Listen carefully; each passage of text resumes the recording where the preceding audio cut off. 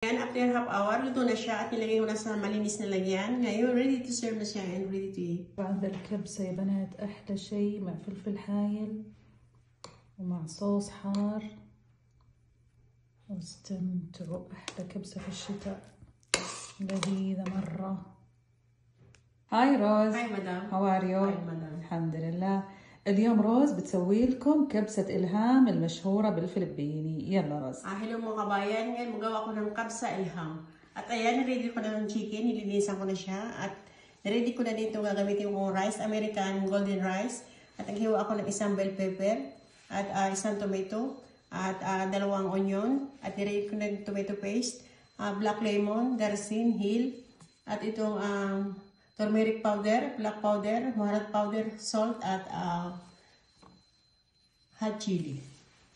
Una sapat yung onion, ilagay ko siya ng oil. Halo-haloin ko lang siya hanggang brown yung kulay ng onion.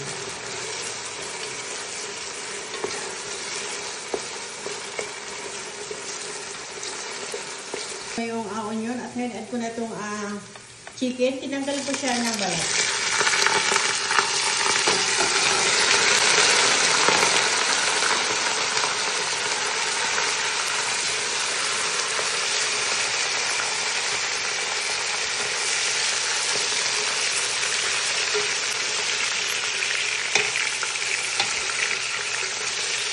At ngayon, add ko na itong tomato paste.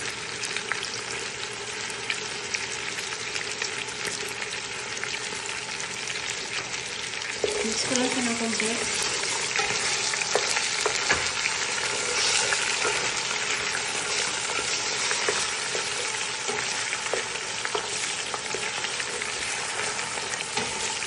At add ko na rin itong tomato. Mix ko lang siya.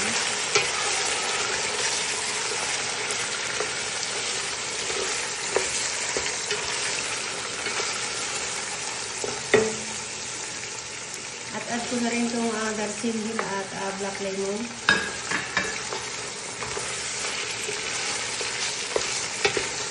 Na rin itong bell pepper. At nag-add nga pala ako ng dalawang potato. Hinati ko lang siya ng 4 piece. Mix ko lang siya.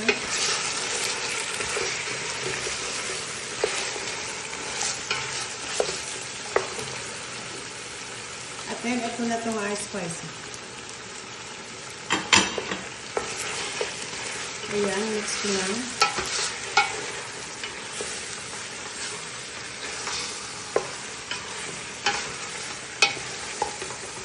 Kuna siya ng water.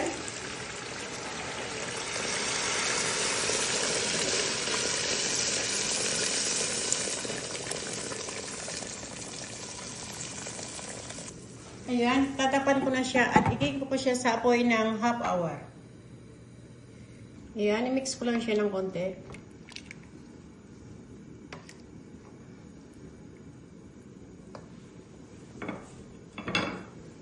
At add ko na rin itong hot chili. Pakukuloyin ko lang siya ng malakas after pahinain ko na yung apoy niya.